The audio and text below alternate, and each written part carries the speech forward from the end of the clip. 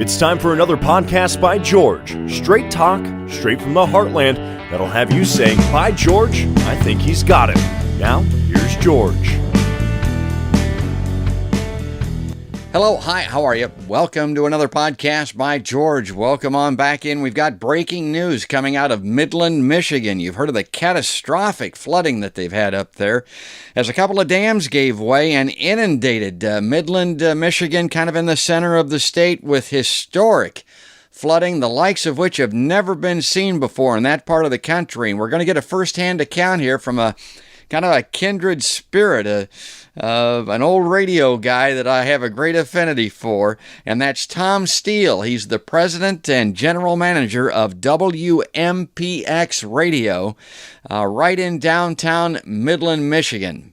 And Tom, I couldn't be more happy to have you as a guest on Podcast by George on the Live Line. Just on a personal basis, tell us how it's affecting you individually and your commute to work and what's going on. Yeah, thanks for asking. Certainly, the major issue we're dealing with, other than just the overwhelming catastrophe of a dam, breaching, is the cause or the problems relating to bridges being out, roads being literally gone. So yeah, definitely affecting driving patterns, as it's very difficult getting from one side to the other as far as what that looks like on what we here in our area are affected by the Tittabawassee River and the dams associated with being on the Tittabawassee River. Now, where's your station located? Are you folks going to be able to stay on the air and provide services? What are you hearing from your listeners? Yeah, thank you.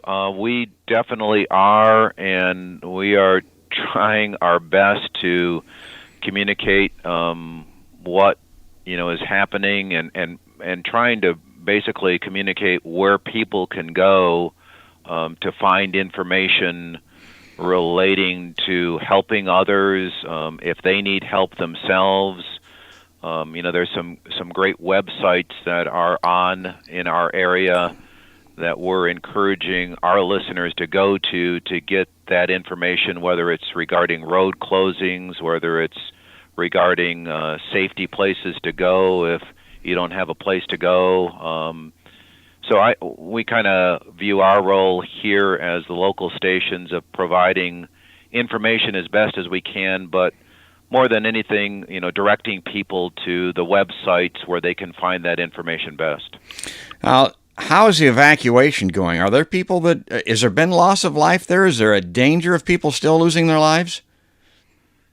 Yeah, one of the, I will call it, God stories is that there to date are known people who have lost their lives, which is truly remarkable given the scope and the power of the water, as one of the dams was breached on the Tittabawassee River, probably the largest. There are 4 dams that are involved in this on the Tittabawassee River. Probably the largest backwater is Wixom Lake, and that is the one that breached. And there was another smaller dam above that breached also. But the main issue was the breaching of the Wixom Dam that completely sent water south. And interestingly, there's another dam below that called the Sanford Dam. And that one, again, another God story, that one held to the degree that it did what it was supposed to do. That one had a spillway. They call it a plugged spillway that releases water from the dam as it spills over into an area that accommodates that better than obviously not having a designed spillway to handle that kind of water. And it worked, and it held, which held back what could have been even worse, especially for those downstream from that dam, which immediately would have affected the city of Midland, where we were at. Well, the one thing people come to learn in a disaster like this is how important their local media is and how important it is for folks like you to stay on the air. Now, where your station is located, is that where your transmitter is, and is power going to become an issue? I mean, are you good for electricity? Yeah, at this point, that's not any longer. Again, hard to say, right? I mean, but at this point, it looks like that's past us. The river, the back in 1986, there was what I would call the major flood, which the water rose here in Midland, measured at 33 feet. I believe it was 33 feet 8 inches. The river at its highest crest, and it's now going down, crested at about 35 feet. I don't know exactly today as we're talking what the level is, but it has been going down as it crested at 35 feet. The very real fear yesterday was that Sanford Dam would also breach or break, and would have caused additional flooding higher than the 35 feet. But again, that didn't happen. So it reached 35 feet. Prior to that, the highest level was 33.8, I believe. So now that it's beginning to go back down, we're hoping, expecting that, I don't know if you could say the worst is behind us in terms of the immediate dangers. Now begins the real hard part, right, to clean up and really assessing all of the damage that's been done. Is the worst of it downtown, and is it still bad down there? No, I don't. Some of those stories were I don't know if I can put it quite this way, very overblown. I know some of the stories we're talking, and again, don't mean to laugh, but we're talking about downtown being under 9 foot of water. Yeah. That seemed to be one of the prominent stories. Even not to pick on anybody, but I think even our own governor was saying that was never going to be true. I mean, downtown, the physical town.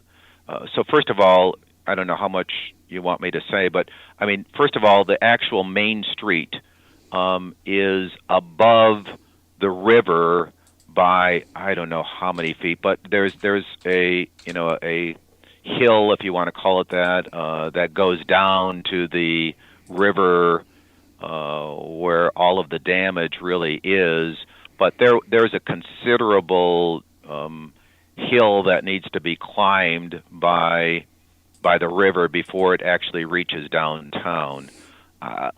Just picking a figure just to give it some preference or some perspective, let's say that's 15, let's say that's 20 feet. I don't know exactly what it is, but it only, even at its height of 35 feet, I shouldn't say only, it's bad, but it may be raised a half to 3/4 up that hill, so it still had to actually reach quote-unquote Main Street downtown. It would have had, I don't even think if we would have lost Sanford Dam, that would have happened. So I don't know where those stories of 9 feet underwater come from, but that would never have been the case. Well, there's a lot of panic news reporting anymore, it seems like. It's good to hear from you, Tom, and I really appreciate you spending this time with us. Sure. Now, do you still have an on-air show? What's your programming like? What are you still playing music? What are you doing? Yes and yes. Like I said, we're trying to find that balance between, playing the same, little plug, I guess, great music that we're known for, and yet getting information to those people who need it. As is the case with any station, whether it's TV, radio, really, I don't know what the percentage is, right? But 95% of our audience isn't affected. It's that 5% that are affected that you want to make sure you're getting the information to. and yet the other 95% are, if I could say it, living normal lives like, nothing's any different than it was 2 days ago. But for those directly downstream, so to speak, of the dams, obviously their lives have been changed forever. And the big thing, right, is road closings and getting out information relating to that. And like I said earlier, driving people to those information sources that are relevant to them in terms of where to get the best information, rather than us spending 5 minutes, 10 minutes, whatever it is, trying to get that information out over the radio. We see our role as more driving people to those web pages in today's world where they can get that information for themselves and find it much better, much quicker than we can give it to them in terms of how much we would need to say when that information is easily available via the websites. Well, Tom, that's well said and well done, my friend. Folks, you've been listening to Tom Steele. He's the president and general manager of WMPX in Midland, Michigan. And our hearts go out to you. Before we leave you, Tom, any closing thoughts, anything you'd like to share with folks? George, thank you for calling. I know it's a national story. Just continue to pray for us here in our area as we recover.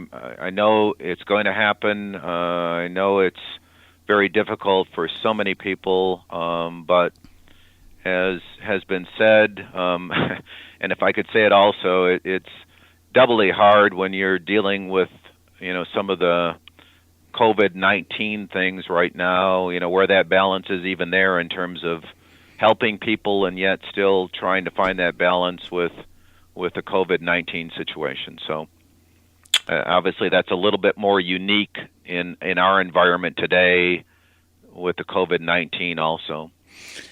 Well, that's great. Tom Steele, president and general manager, and I'm going to pull a photo and put it up there over our conversation. And Tom's got a hairline like mine. He's an old radio guy, and so I really have an affinity for this. Keep after him, pal. Good luck, and all the best to everybody in George, Midland, Michigan. Thank you, George. But now you're getting that's that's